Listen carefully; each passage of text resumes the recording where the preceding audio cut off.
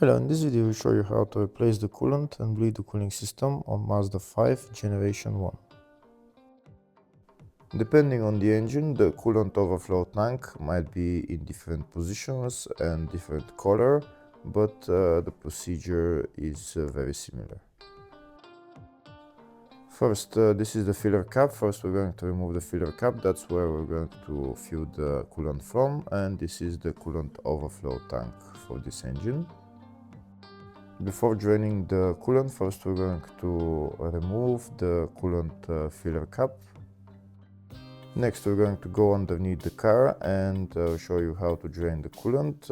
On some engines there is a coolant drain plug, on others there isn't a drain plug on the radiator, so you need to remove the lower radiator hose on the radiator and drain the coolant that way. This is the hose that comes from the radiator, so you can remove that clamp on this side and just drain the coolant from there on this engine. Once the coolant is drained, next we're going to start filling coolant into the system. This is the coolant that I'm using, FL22. So we're going to fill the coolant until it reaches, until it goes all the way to the top. Here where we fill the coolant, this is not a coolant tank, we fill the coolant directly into the radiator. So unlike the coolant tank where there is a minimum and maximum level, here you fill the radiator all the way to the top. And afterwards we're going to look at the minimum and maximum level at the coolant overflow tank. So we continue to fill coolant until it goes up all the way, and then afterwards you're going to see how there is going to be air bubbles coming out, and the coolant level will drop down. So we'll continue to fill until there is no more air bubbles.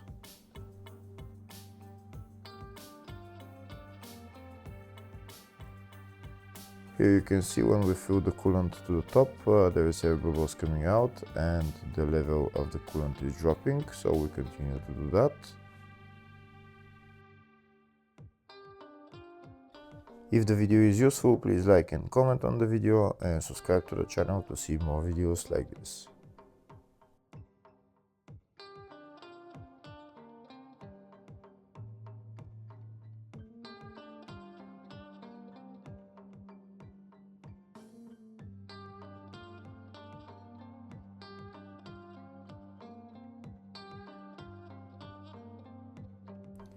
Here you can see we continue to fill the system with coolant. There is still more air bubbles coming out and the coolant level is dropping, so we continue to do that. And now we're going to open the coolant overflow tank and fill coolant just above the minimum level.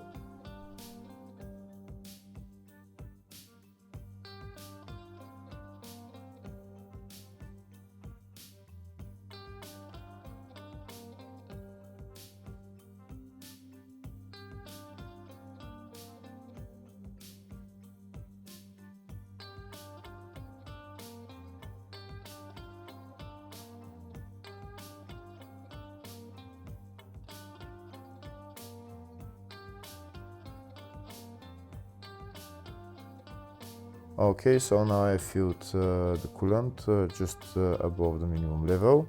Next I'm going to press the upper radiator hose as well, and I'm going to continue to fill some coolant into the radiator.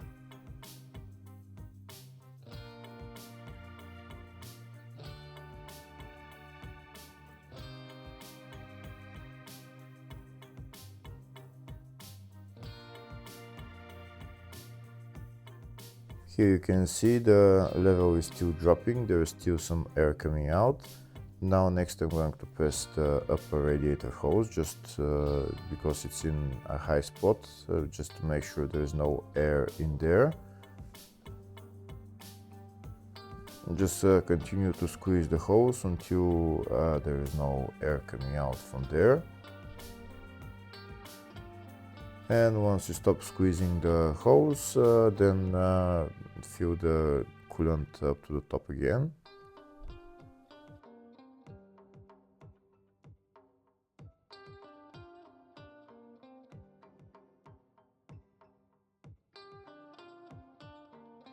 Then repeat the procedure, squeeze the upper radiator hose again, and then fill it up all the way to the top. And then we're gonna go inside the car and start the car.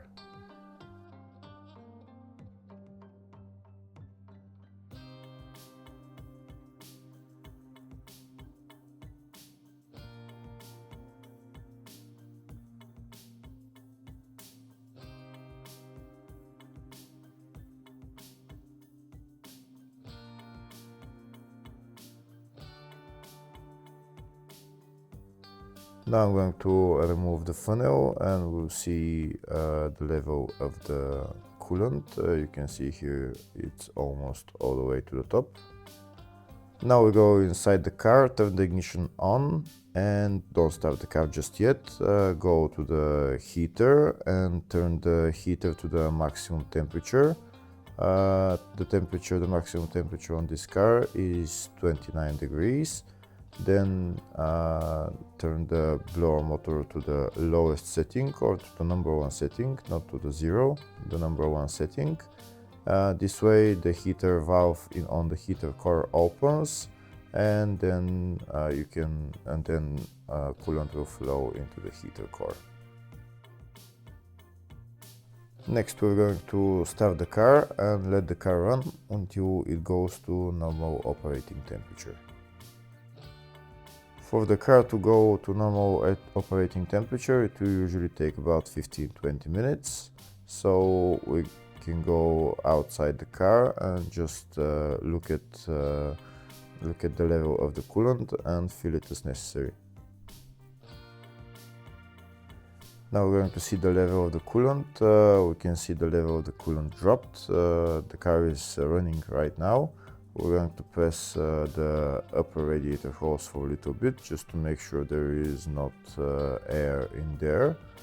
And then I'm going to put my funnel on and start adding coolant until again goes all the way to the top.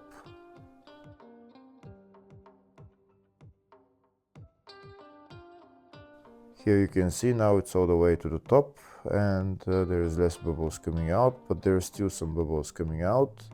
Here you can see there's some bubbles coming out, not too much, but once the bubbles are coming out, that means the system is being bled. We can see the coolant level is dropping.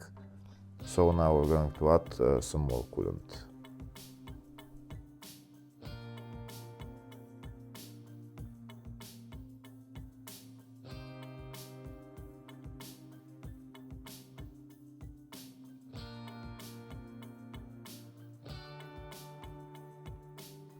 Now we can see that when we add coolant, there is no more air bubbles coming out, so that means the system has almost been bled all the way.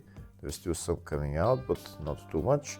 Now I'll show you the level of the coolant in the overflow tank. You can see just a little bit above the minimum level. When you turn off the car, you can add the coolant to go to the maximum level. Here we can see the coolant is still to maximum level, so now we're gonna go inside the car and check the temperature. We can see the temperature is almost in the middle between hot and cold, so that means the temperature is almost at normal operating temperature. Next we're going to rev the engine for maybe a minute or two, just to help it warm faster. Just hold the RPM to around 2000 RPM just for maybe 30 seconds, minute and a half, depends on how fast the car will warm up.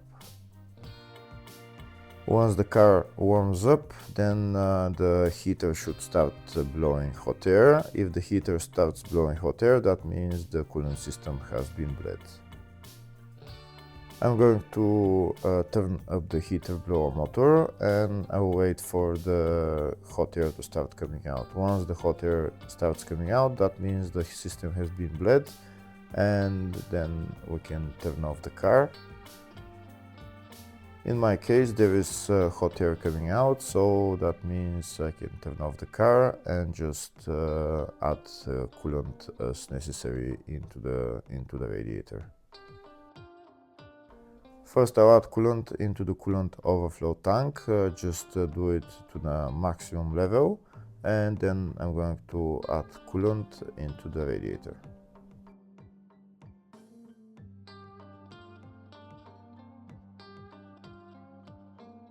In the radiator again, just add coolant until it goes up to the maximum level, until it reaches the top. Now we can put on the radiator cap on and the coolant overflow tank cap on, and we're done with replacing the coolant. After the car becomes cold, check the level of the coolant again and add as necessary. Next I'll show you the bleeding procedure in the service manual. Hopefully the video was helpful. Please like and comment on the video and subscribe to the channel. Thank you.